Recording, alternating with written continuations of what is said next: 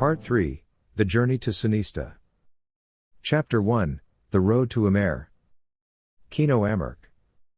I did not know what had happened until the boy dropped unconsciously to the floor. Goemi shrieked, saying he was not breathing. Quila had lost all her color. Mayo looked as though he had seen a ghost while I stood frozen by his side. That was when Pyper and Arden came in. What happened? Kino's gone freakish again. Pyper looked at me with a question in her eye. I don't know how it happened, I protested.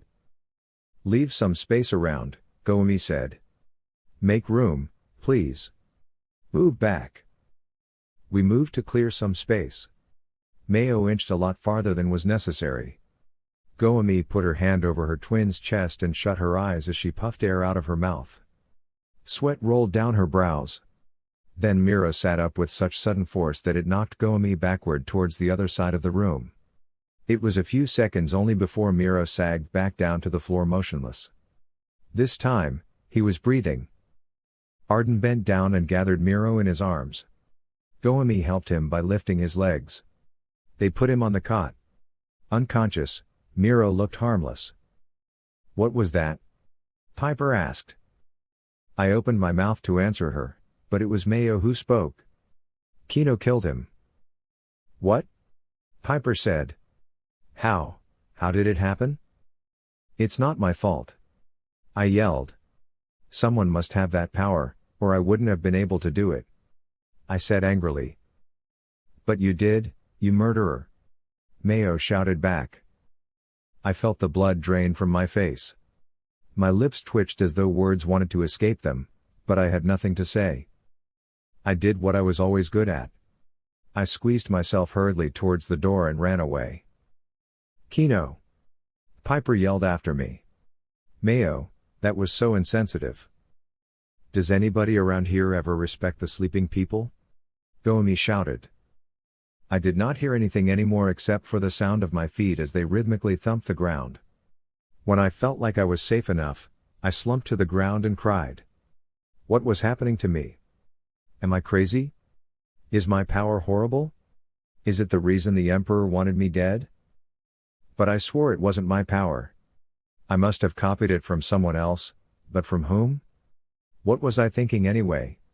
Even if it were someone's power, the fact that I did trigger it meant that I had intended for it to happen. This knowledge terrified me most of all. I slapped my hands against my cheek to wake me up in case I was dreaming. The sting that lined my cheek was real, and the feeling of horror that weighed me down was so real. The stones against my butt were real. The ant bites were real. I brushed off the ants but did not bother to move from where I was sitting. So this must be how it was always going to be for me. I would never be safe to be released into the world. I would have to spend my days in hiding because if I copied the wrong power, and I did not know what it was, I could end up killing or hurting someone. Murderer. My hackles rose. It was all an accident, but who will ever believe me when even my best friend doubts me? Mayo was actually the first to accuse me of that. Maybe it was wrong to have stayed with Pyper and Mayo. I shouldn't have let Pyper talk me into traveling with them. I shouldn't have. I should leave them behind. But where would I go? I had no coins, no anything. No one. I sobbed again and wished for the 100th time that Mother was still here. She would know what to do. She always did. Lamari Amerk. I looked outside the room and found Miro on the floor, unconscious. A stout boy with straight dark hair, together with Quila and Goemi, were surrounding him. And then there was this boy, a tall, lanky one with curly, chestnut hair. He was standing with his back against me, and I could not see his face. Turn around, I wanted to coax him, but I could not bring myself to speak. Instead, the voice that came out of my mouth was barely a shriek. A stress call, hoping that my son was all right. Goemi quickly leaned against her twin, pressed her hands to Miro's chest, and shut her eyes tightly. Then all at once, Miro was revived. At that moment, Arden came in with a blonde girl. I froze upon seeing the girl's face. There was something about her that reminded me of my past. Of something that happened a long time ago, but I could not put my finger on it. My eyes went back to the tall boy and his chestnut hair. Turn around.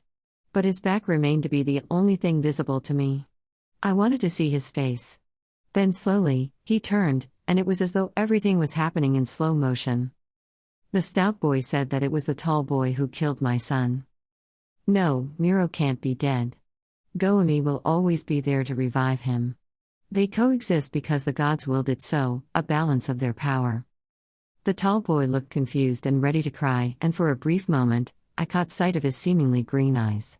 I could not really tell from this distance. But in case they were green, they reminded me of another memory. Of a man who had no face. Of a man who could make himself invisible. Of a man who... I paused. Of a man who wasn't my husband. The man in my memory wasn't Jor. Or was he? I gazed at the tall boy's face and felt an affection that I did not know I was capable of feeling. I wanted to run out of the room, hold the boy, and tell him that it was all right. Miro was going to be all right. But I knew I could not leave the room, otherwise, I would risk Miro exacting his vengeance on the other children. I could not have that. I could choose to suffer here inside the room as long as I knew that Miro would not do anything harmful to the other children. When the tall boy started running away, though, my heart jerked painfully as though I had lost him. I shook my head, confused at what I was feeling. He ran without looking back. I wanted to shout and beg the boy to stay. But on the other side of the room, in a cot, there was Miro. He needed me more than anybody else. One of these days, I would be able to reassure Miro that I would not run away and leave him. Perhaps then he would not feel so threatened to confine me inside a room. Quila Tash. Arden was watching over Miro, who looked to be only sleeping now. "Where's Nia?" I asked. "Locked in the room," Goemi answered. "Shouldn't we let her out and care for Miro? I'm sure he'll appreciate it, knowing how gaga he is over his mom," I added. "No," Goemi shouted. Arden looked surprised. "There's no need to be so panicky. All right?" Goemi blushed. "Miro might wake up, and once he sees Nia out, he may have another tantrum." Arden stood up and planted a kiss on top of Goemi's head. "Ugh. It's all right. There's no need to explain," he said. In the other corner of the room, the two children were arguing about something. I went over to them. "Hey." Both of them stopped talking. "I have to go after Kino," Pyper said, concerned. "He's kind of stubborn, and if no one goes after him, he may not come back here." "Oh," was all I said. Pyper nodded. "Well, yeah. He's that stubborn." Pyper turned to Mayo, whose eyes were glistening with tears. "I'm sorry, Pyper," he said. Pyper paused before she walked away. She must have heard but chose not to respond. Mayo pressed his back against the wall. He slid slowly down until he came to a sitting position. I sat beside him. The night was as dark as ever. Lately, I noticed that even the moon seemed to be shying away from us. Or maybe it was just my imagination. I was growing increasingly despondent with Arden liking someone else more than I.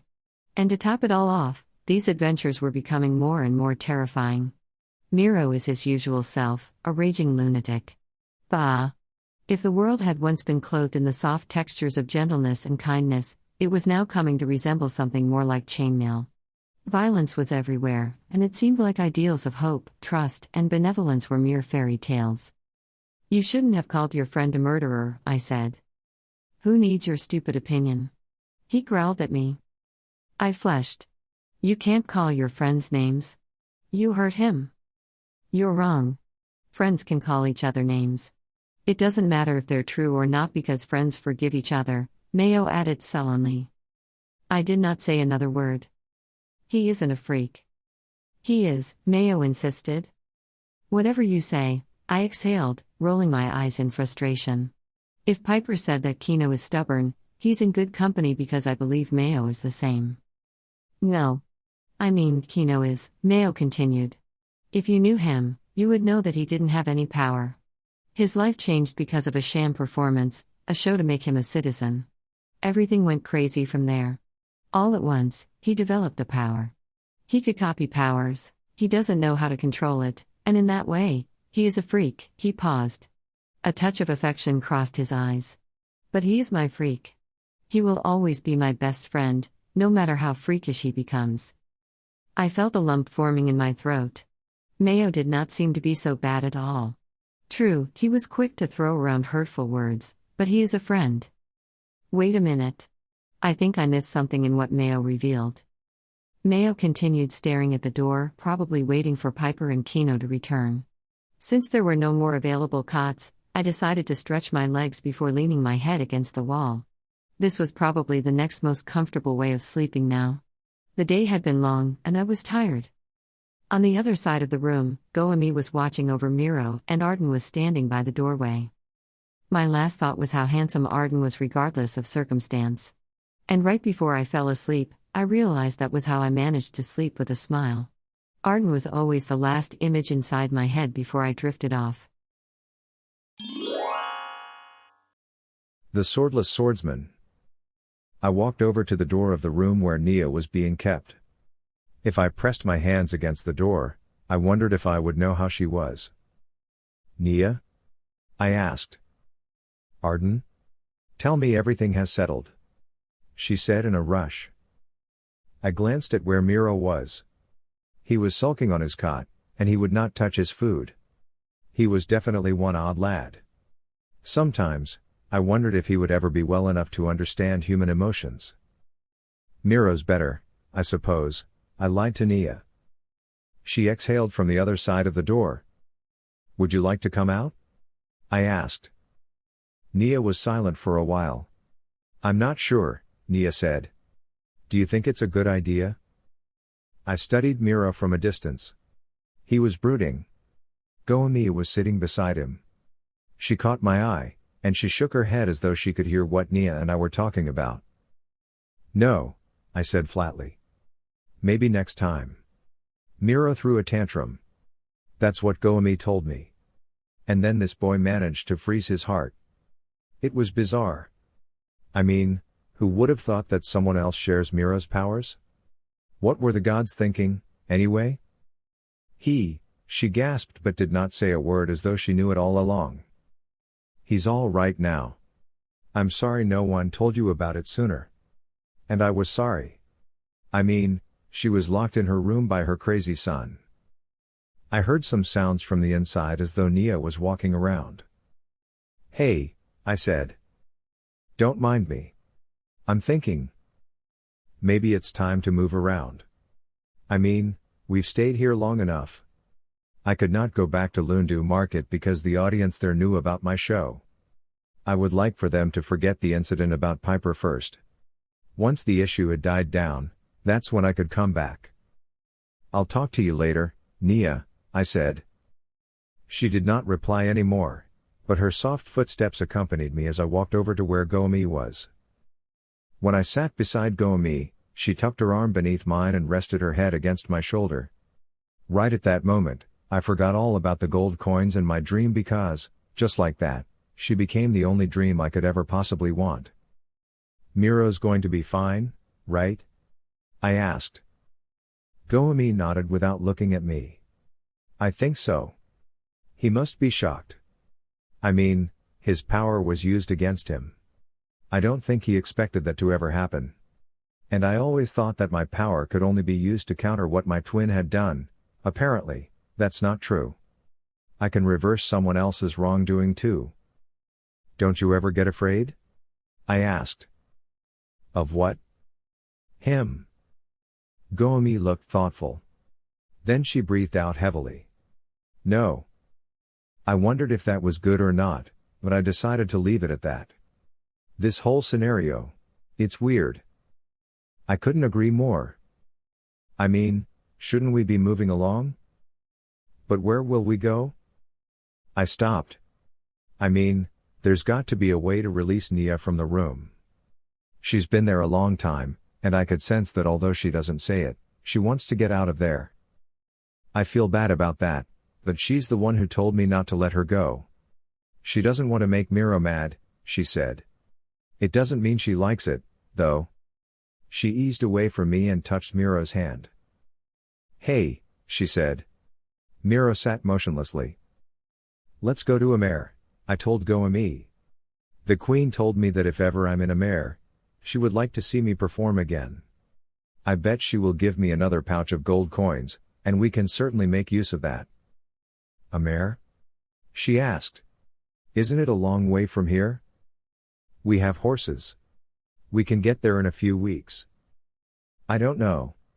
Can we just stay here for a little bit more? I thought about it. The soldiers who were following Nia, Goemi, and Miro probably figured out by now that we had been living here in the woods. That meant that they could be on their way back here. There was no sense in going back to the market. The last incident probably made them wary about my performance. And well, Pyper had already cracked my secret. It was only logical for us to leave while Pyper and Kino were not yet back. Mayo would not go with us because he was terrified without his friends. He did not pose a threat to any of us. I wanted to tell Goemi we should be going but decided that since Miro was within earshot, I had better play my cards right. All right. Goemi did not say anything anymore.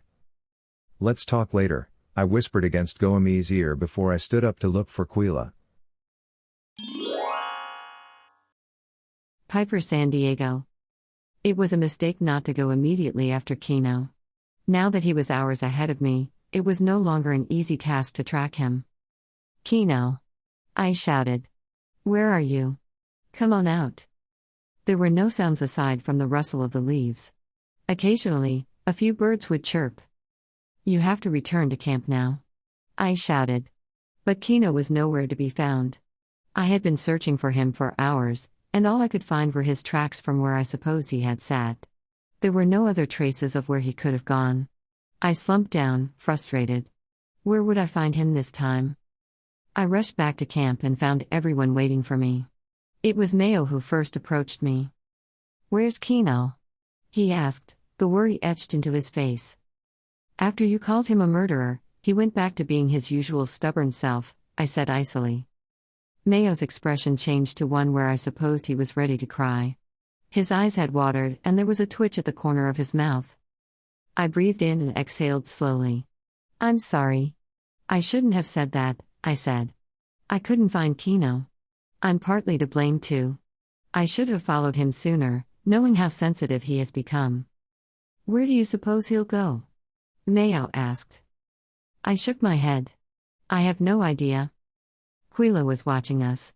His mother. Won't he go look for her? She's dead, I answered. Oh, Quila said sadly. I'm sorry. I forgot about that. It's all right. It wasn't your fault. Kino was crying when I found him. Was it because? Quila pushed. Probably, I said. Then my head snapped quickly to the right as I squeezed Mayo's hand. I know where he is, I said in excitement. We should go now. Mayo did not have to ask me. He followed me inside the hut and grabbed his pack. You're leaving? Arden said from behind me. His golden hair covered his right eye. I have to find Kino. Why is he important to you? He asked. Why don't you come with me instead? We're the same. I don't think I can let you out into the world alone. No. My place is with Kino. He's been through a lot. He's got no one else, I said. He needs me. I don't understand. I frowned. Why would Arden want me to join him? So we could perform together as two Nivens? Let me put it this way. Kino, to me, is what Quila probably is to you. He's a dear friend. Arden's nose scrunched up. Oh, well. Maybe at least you'd like me to help you? He offered. I'm good at locating people. That would be wonderful. I said. I turned to look at Mayo. Come on. Let's leave our packs. After we find Kino, we'll go back here. Mayo nodded eagerly and rushed outside to get the horse. Arden was quickly mounted. He said his goodbyes. As for me, I had no time for anything else. I mounted the horse and gave it 3 strong kicks that caused the horse to lurch forward. Mayo and Arden galloped after me. Kino Amherk. The trees seemed to have eyes, and I could feel them breathing against the back of my neck as I passed. I looked over my shoulder and exhaled slowly when I found no one behind me. I missed Mayo and Pyper, It had been a few days, and yet, I already missed them. I wish I did not have to do this on my own. I mean, who would help me out? What is my power now? I made myself invisible and instantly felt relieved. Then I tried to make a vine grow, but nothing happened. I closed my eyes for a while and tried to locate my mother, but I could not see where she was. The power of the sniffler has long ago abandoned me too.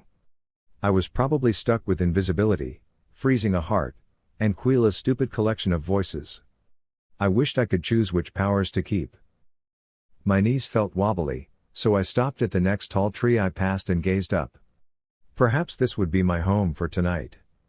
I climbed up and continued until I was high enough, and the branches were not so thin to still hold my weight. I sagged against the tree and secured myself by resting my shoulders against a gap between branches. Then I closed my eyes. I fell into a dream that I was running in the Loondu market. Palace soldiers were chasing me. A man with chinky eyes that did not seem to suit him was there too. He was tall with gray hair on the temples, and he looked even more massive than Dogen. A dozen soldiers were running after him. They were leaping over crates and barrels effortlessly as though they had been born with running as their special abilities. I pumped my fists in the air. Sweat rolled down my forehead to my cheeks, and I tasted the tang of my own perspiration. I was breathing through my mouth in exhaustion. From the alley in front of me, I saw the sniffler come out. I turned the other way and ran for my life. The soldiers would not catch me. I would never let myself be caught.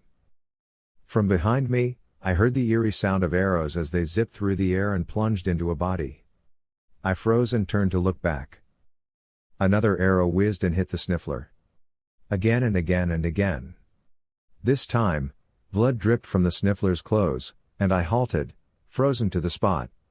The tall soldier who looked to be a war general sauntered quickly and in measured steps until he reached the sniffler. He raised his sword and swung it against the sniffler's head.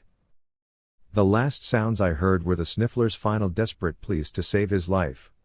His voice was guttural, and his appeals were barely words. My hands trembled as I raised them against my eyes and wiped away the sweat that had mixed with tears. The war general turned to look at me and sneered, "It's your turn to die." I ran, but my whole body was trembling. I could not think straight. I only had to rely on my feet. I was so afraid of what would happen should the general lay his hands upon me that I forgot I could still make myself invisible. The war general was a few yards away now.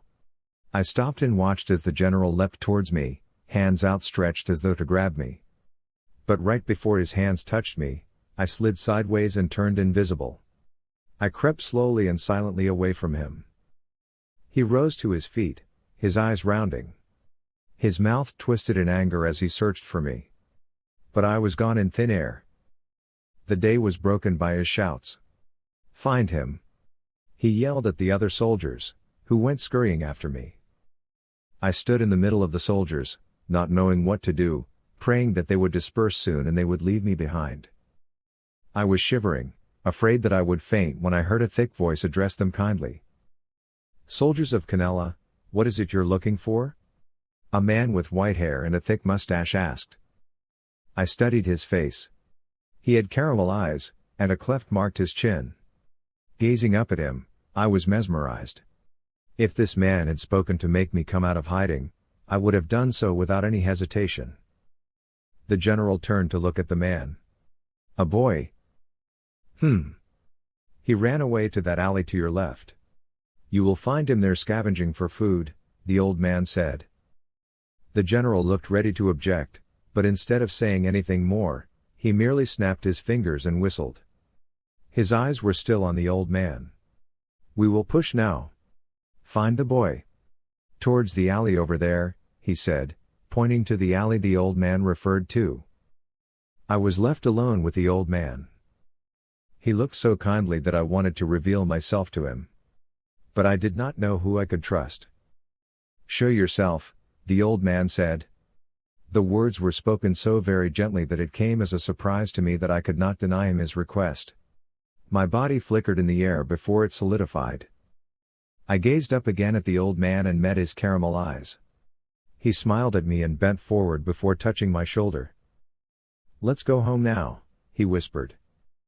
"Let's go home now. Let's go home." The sound faded until I woke up with a start. My shoulder was wedged between the branches, for the gods only knew how long. My body was numb. I eased myself slowly and breathed out. Even in sleep, there was no rest. Dreams played with me. They haunted me. They chased after me. I shivered even though the sun had risen and the heat had dominated the day. I bent down to see how high I had climbed and was instantly nauseated. It was higher than I would have wanted. I braced myself and began my descent. I had to get to the Sniffler. I had to be there and copy his power. As soon as I was on the ground, I ran again because I could not waste any more time. It could take me days before I reached Loondu because I had no sense of direction without Mayo and Pyper beside me. North Mendel Emmerk. It had been a month since Micromania paid me a visit, and she was gone into the chaos of Akean. The conversation we had revealed nothing new to me. I massaged my temples. Was it really necessary to kill Wind? I mean, I knew the man back when he was still a lad. He was full of ambition and had a firm resolve about the Empire. I never doubted his abilities. But somewhere along the way, something went wrong, and Micromania paid for it dearly with both hands and her right foot. I frowned. Maybe Wind's death was essential to bring back peace in Akean. But how? Microm did not even tell me how to do it. She said that she would begin the hunt for Kino, and when she found him, she would tell him about it because he was the only one who needed to know. Out of the Nivan blood, Akean will rise again. The prophecy haunted me. It clearly spelled out Nivan blood, and Kino wasn't. I glanced at the cave that had been my sanctuary for so many moon turns. It was time to leave now and start searching for my grandson. He could not face this alone. He needed a mentor. And who better to mentor him than me? A falcon hovered in the sky. It flew in circles before it dipped and flew towards me to perch on my outstretched hand. A rolled-up message was tied to its leg. I quickly took it. As though the falcon understood that it had done its job, it flew away almost immediately. I unrolled the parchment and read. The note was straightforward. Loondu. South. It said nothing more. It would be an excellent place to start my search. If Kino's not there, then I will continue searching for the place that Micromania prophesied, back where all the chaos had started, except that I did not know what place she could have been referring to when she said that. For now, though, Loondu would have to do. I strapped my pack on my horse and mounted it. Ion Noto. I crumpled the note from Turan Aragar and threw it to the flaming hearth. The Emperor was summoning us back to Canella. I stood up, thinking. I have come a long way, and I may get lucky to find the boy. There were rumors in the marketplace about children traveling. The last sighting was that they were in the market stealing fruits, for God's sakes. If only I could get my hands on a sketch artist, I would have the children's faces drawn on sheets of paper and have the copies distributed around. Maybe then, everything would become more manageable. The other generals were scattered all over Akean, and my informants told me that there was no other general here in Loondu aside from me. This meant that I was the one closest to capturing the boy and handing him over to the Emperor. If I caught the boy, it would put me in better standing with the Emperor. The way it should be. Dogan Rondo was nowhere to be found, though. Maybe the others had a better chance of finding and capturing him. His head was probably as important as the boy.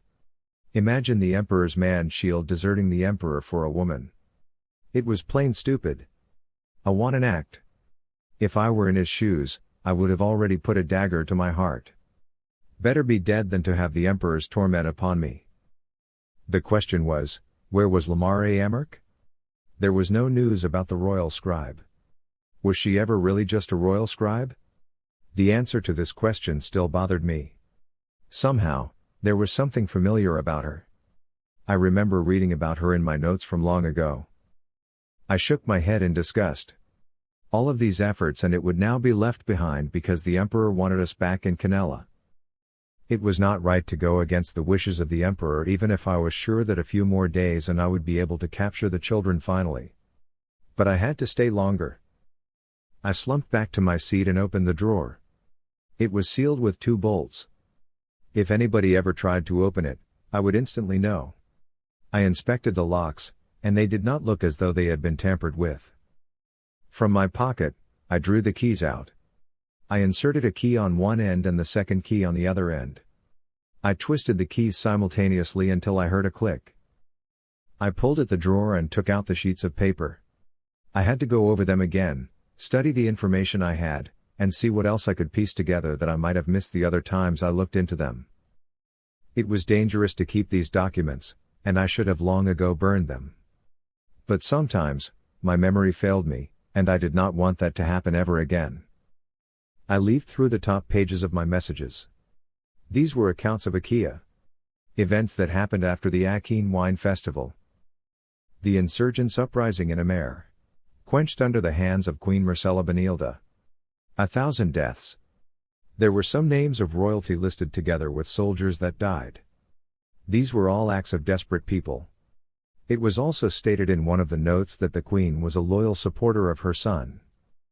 Flooding in Dirella. Less than 100 deaths. Missing bodies turned up as though ghosts were searching for them. This was before the Akean Wine Festival. It was surreal to have Dirella flooded. The place was so high that if there was ever a flood there, I would fear for the provinces surrounding it. But this was real. It happened. The emperor himself went there to bring everything to order. Another uprising in the Licay Islands. Sightings of ghosts' tracks in Bulaknan. Elders defecting support to the emperor. There were so many stories circulating around, and with the volume of information, it was sometimes quite difficult to identify which ones were real and which ones were gossip. When I opened the drawer, there was something that I wanted to look for specifically. What was that? I leafed through the sheets again until my hands found a yellowish sheet of paper. It was partially burned, and so I could only make out what was written on the left. It was something I wrote back when I was new in the palace. Northson was still the emperor, and based on my notes, it seemed like it was the first time I had seen Lamare. I read the words I penned down and still became confused by what I meant when I wrote this. Being a simple man, I never thought that I could. Charring like Lamare. I mean, she's all charring, but the emperor wanted her too. Charring was I ever fool enough to take on the charring. I see her face, and I forget everything. Charring my princess. I will. Charring, and then there were no other words. I could not remember what I had written on the rest of the page. There's Lamare. Sure, she was beautiful, and I had always fancied glancing at her, but what exactly did I write here? And why was the paper burned? I could not recall any incident which could have led to its burning. Here I was staring at something that seemed to be a piece of my most intimate thoughts that I wrote long ago, and yet, I could not remember anything at all about it. And how did this page burn without damaging the other pages? How come the rest of my notes did not burn? What sort of sorcery was this? Who was she? Who was Lamare Amark? Was it a coincidence that she shared the same royal name as Northson? But in Canella, Amark was as common as Rhinos in Amer. Or the Rondas of Dirella. Or the Arindalas of Minoan. I tore at my hair, trying to find the answers. And now, Lamare Amark was one that had to be hunted and brought back to the palace. There were no traces of her, though, and this was what puzzled me. At the very least, news should have been flooding in about sightings of her. There was nothing on her, though. I traced a finger over the edge of the burned paper and wondered again what I had written so long ago. It seemed to me like they were only random musings, and yet, it could at least give me some clue about Lamare. It was lost to me now. I was bothered when there were several knocks on my door. I put the papers back inside the drawer and locked them. "Come in," I said. "General? The boy has been found," Rodora Tulin said. Rodora was a wide woman. Her hair was cropped short the way most men wore theirs, but her face remained beautiful. She could don layers of chainmail, and she would still easily come out to be the most beautiful woman in a pack of 10. I stood up immediately. Where? Did you have someone tail him? Yes, General. The men are following him, but they remain discreet so he won't be alarmed. Good. This is good. I would catch the boy before we set off on the journey to Canella. The gods must be favoring me today. And the other children? I asked. He is alone. At that, my eyebrows shot up. Then consciously, I lowered them. Alone? No one is with him. Where are his companions? I need to find the other children he's traveling with, especially General Kilo's son. If I were to rank myself against the other war generals, it is only General Renner Kilo who probably had to be on an equal footing with me. Or he could have inched greater in the eyes of the Emperor. The easiest way to remedy that was to implicate the general's son as a traitor. A runaway with the boy the Emperor wanted dead. They were nowhere to be found. We scouted within a mile's perimeter of where we found the boy, and there was no information about the two children, Rhodora said. We figured that he wanted to look for his, friends. He has been spotted outside the Sniffler's shop. Do Snifflers still exist? Does anybody still believe in a Sniffler? I asked. No one in this place still does. The shop was shabby, dilapidated, dingy, and such an eyesore, and yet the boy stood staring at the door for more than an hour yesterday. Well, boys do tend to believe in strange powers. Where is he now? He's been moving from the marketplace to the Sniffler's shop. We don't exactly know what his business there is. Has anyone here approached the boy? No, General. Your instructions were clear. We are to find him, but you will be the one to bring him forward to the Emperor. The capture is an honor we'll leave for you to take. Good, I said as I scrunched my nose. If I get Kino now, I will be able to get back to Canella in time for the war general meeting. And on that same day, I would surprise the Emperor by offering him the boy he wanted. Rhodora stood stiffly in front of me as though awaiting my instructions. We will move in an hour. Ask the men to pack up.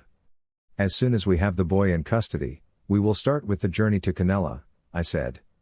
We're going home. Rhodora smiled. News of home always warms a soldier's heart. There's a rumor that Rhodora was keeping a lover back home, and if her wide smile were any indication, then I would say that the gossip was real. By your leave, General, she said. I nodded curtly and stood up to give instructions to my men. I looked outside the window and noted that the sky was painted orange, and the clouds had taken on the color of apricots dipped in honey. I could already taste the sweet sensation of victory. Kino Amherst. It had been 2 days since I found Master Boris Johann's place. I could not enter the shop because the last time I was inside, I had been terribly afraid of him. He had looked like he had not taken a bath in a long time, and his crooked nose reminded me of a parrot's beak. If I were to describe a villain, I could just as easily imagine the Sniffler's face. I wished that Pyper and Mayo were here to help me. But I shook my head at the thought, pushing away the notion because I did not want my friends here. I had to keep on reminding myself that I was dangerous because of my power. I could not risk being with the people I cared for. I wondered if standing outside the last Sniffler's shop for a long time would allow me to copy his power, but whenever I checked if I had already done so, I couldn't even get a whiff of anything. I really needed to see the Sniffler outside the shop and follow him. There's no need to make him aware of my presence. He might look as though he did not have any money to his name. Regardless, he had a certain air that made him almost respectable and terrifying at the same time. I waited for the bell to chime, to tell me the time of day. If it were an hour past noon, the Sniffler would come out and take his walk around. Once he does that, I could follow him and copy his power. I sighed. Yesterday, I almost made it. I had copied his power, but I ended up in the market, and after a few minutes, the Sniffler's power was gone, replaced by some other power. How could I ensure that I would be able to keep his power longer this time? Long enough for me to at least think about my mother and find her location. Today, something seemed odd. I had been seeing soldiers patrolling everywhere. That was also true yesterday. I had tensed when one of them made eye contact with me, but then again, The soldier passed me by, and I breathed a sigh of relief after that. Even now, I saw two soldiers milling about. Both of them stopped in front of the sniffler's shop and entered. I hoped they would not be in there for a long time, or else I might miss my chance to follow the sniffler. From behind me, another soldier passed. And another. I backed away from them, worried. If only I had Pyper's power of invisibility, I would have made myself invisible, but due to the number of people in the market that I bumped into, I lost her power. I did not know what I had gained because I was afraid to try. What if I copied another evil power? I shuddered at the thought. I stopped walking when I bumped against someone. "I'm sorry," I muttered before looking up. The man was the soldier I saw yesterday. "Go, boy," the soldier said and slapped me gently on the shoulder. He seemed distant, like he was worried. I walked away from him. After a while, I looked back and saw him staring at me. His face bore a somber expression. The bell chimed, and I stood straight, ready to follow the sniffler should he come out. I counted while waiting. Any moment now, he would go out to take his meal. And that's the moment that I would trail after him, copy his power, and run away really fast to make sure that I do not come into contact with someone who could easily replace the sniffler's ability. The door to the sniffler's shop creaked, and my breath caught. Any moment now.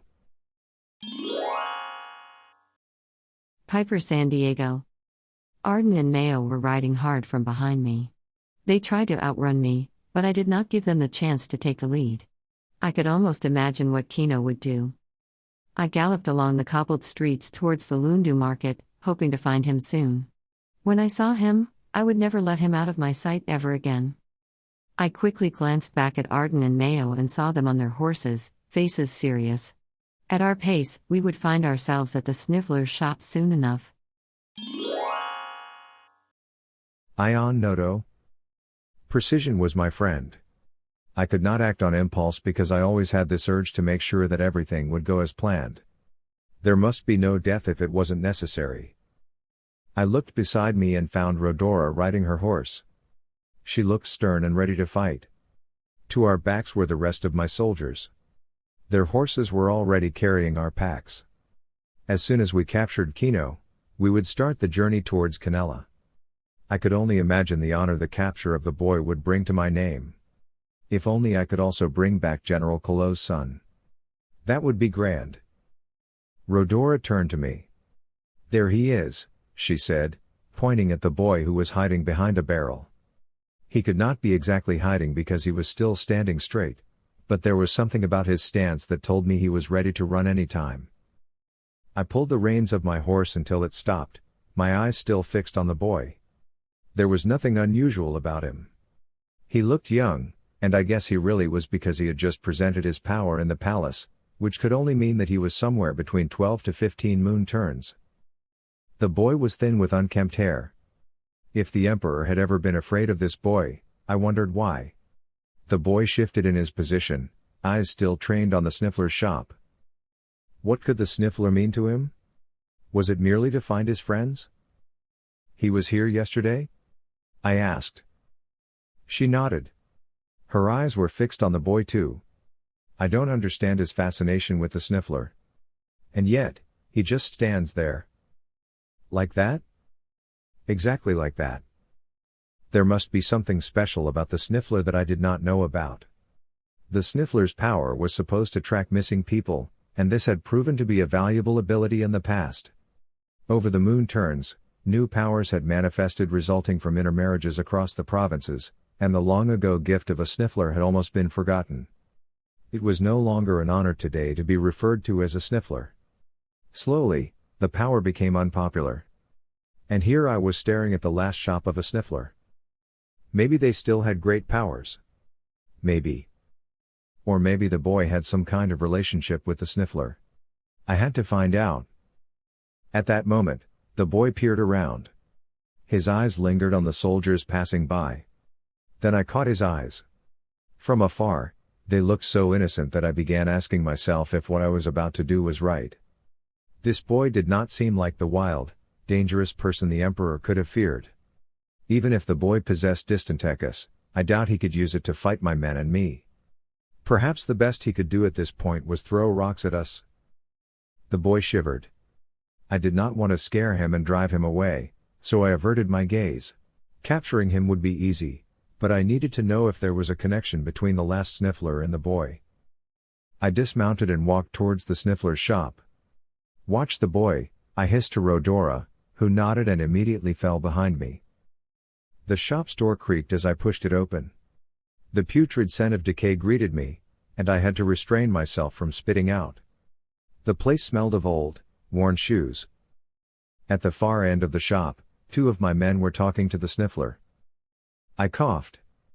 My men looked back and, upon seeing me, gave way so I could talk to the sniffler. The shrill voice of the sniffler filled the room. "Welcome, my lord," he said. He leapt to his feet and scurried over to where I was. He grabbed my hand and pressed his lips against the back of my hand. "An honor, my lord." "An absolute honor," he continued. Through his slick hair, I gaped at the large flakes of dandruff covering the top of his head. I watched in disgust as a few fell on his shoulders. "My lord is silent, eh?" he continued. "Tea will perhaps set your tongue at work," he offered, smiling. "Who are you?" I asked. The man flushed. Then he kept on bowing before me. "My apologies, my lord, for not giving an introduction. I am Boris Johann, the last sniffler in all of Achaea." He glanced at me through his eyelids. The whites of his eyes were so wide that for a while, he scared me. "Do you know Kino Amerk?" I asked. "My lord?" he asked. I watched his confused face. "Kino Amerk. Do you know him?" He shook his head. "No, my lord." "My apologies. Is he the one you want me to find?" he asked in all innocence. I laughed mockingly. "You are a good liar," I said. "Liar, my lord?" he asked, eyebrows raised. "No, my lord. I am not a liar. I know no one by that name." "Then why is he watching your place?" I asked. Boris Johann's eyes widened in fear. "Watching my shop?" he stammered. "My lord, you must be mistaken." "Liar!" I shouted as I struck his face with the back of my hand. He sobbed and curled against a chair. "No, my lord. I am not a liar. I am telling the truth. I know no one by that name." I struck him again. This time he wailed in fear. "No. Please, I beg you. Don't hurt me," he shrieked, and I almost pitied the oily man. His cowardice made my blood boil. He disgusted me. "Tell me what your connection is to the boy," I said. He pulled his arms upward to cover his face, and he shook his head in a fast rhythm. "I have no idea who he is. This boy, I don't know. I swear to the moons, I know no one by that name," he said. A coward and a liar. If he had no relationship with the boy, why would the boy wait for him outside as though his very life depended on this man? It did not add up. "Get up," I hissed. "Follow me outside. If I learn that you're lying, you will meet with the creators soon enough." Boris Johann gasped. He curled even more against the chair instead of obeying my instruction. He latched onto it so that 2 of my soldiers had to drag him. Outside, the boy still stood where I last saw him. He was staring at me as though he recognized me. He froze. From behind me, the sniffler shrieked, each one louder than the last. "Let go of me. My lord!" he shouted. "I beg you. I don't know what you're talking about." "Silence!" I shouted at him. However, my gaze did not leave the boy's face. Rhodora was watching us. The other soldiers stood ready to fight. An audience had gathered all around us. "Boy," I said. "Do you know this man?" The boy looked behind him as though he was expecting that I was talking to someone else. When he found no one, he paled and shook his head. "Bring him forward," I said. The 2 soldiers dragged the sniffler until he was in front of me. The soldiers shoved him, and he fell. He crawled towards me and kissed my left boot and then the right, slobbering them in saliva. My lord, please. I beg you. I don't know that boy. I kicked Boris, and he fell face flat against the cobbled path. You're the only one who can save him, boy, I said. If you tell me your connection to him, I won't kill him. The boy's mouth thinned, and he shook his head. I don't know him. It was awful to be lied to. Not by a cowardly man, and certainly not by a boy. I unsheathed my sword and raised it high above my head. Then I swung the sword, and its tip hit the chin of the sniffler. He shrieked. The boy flinched, but he did not say anything more. This man's fate now rests upon your hands. Tell me the truth, boy, and I swear I will let this man live, I said. But should you lie to me one more time, you will find an arrow piercing his body. But I don't know him, the boy said. His eyes had gone huge and round. Rhodora shot an arrow, piercing the sniffler's right elbow. He wailed. My lord, I beg you. Please, I don't know who he is. The boy's face had lost its color. Rhodora, another arrow. Right below the kneecap, I said coldly. The sniffler, who still lay on the cobbled path, hugged his knees against his chest in an attempt to protect them from the arrow. Rhodora knocked an arrow on her bow, pulling at the string until it was strained and the arrow ready to be let loose. Give me the word again, General, she said. Stop. The boy shouted. Please don't kill him. I need him, he said. I need his power. The boy wasn't difficult to deal with. His heart was still untouched by corruption. He was weak. I raised my arm again, and this time, swung the sword and hit Boris's neck. His body convulsed before it lay still. His mouth gargled blood, and his wide eyes stared at the horizon. He was gone. No. The boy shrieked. You killed him. How am I supposed to find her? Then the boy leapt into the air and ran towards me. I stood, waiting for his punches.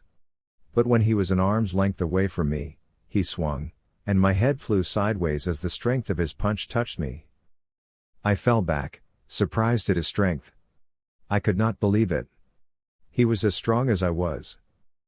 Rhodora loosened an arrow, and it hit the boy in his left leg. The boy fell down, but he fought to stand up again. He leapt to pounce on me, but this time, I was ready. I blocked him off and sent him flying. He fell in a heap, unconscious.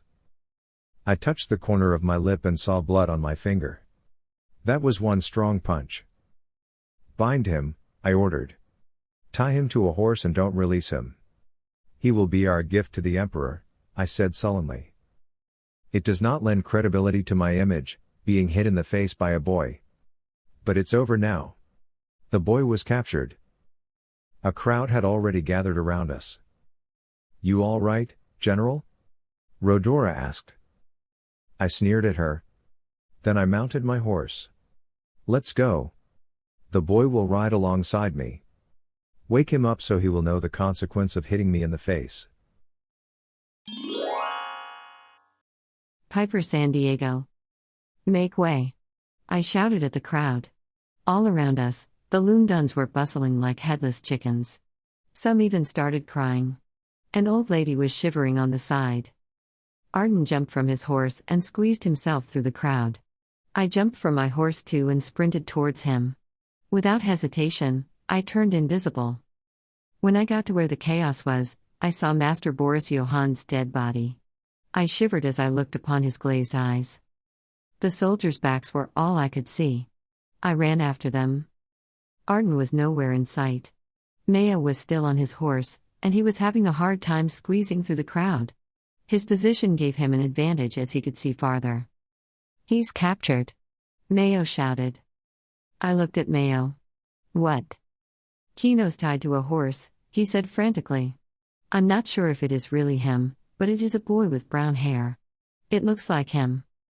I paled. If Kino had been caught by the Emperor's men, then it could only mean his death.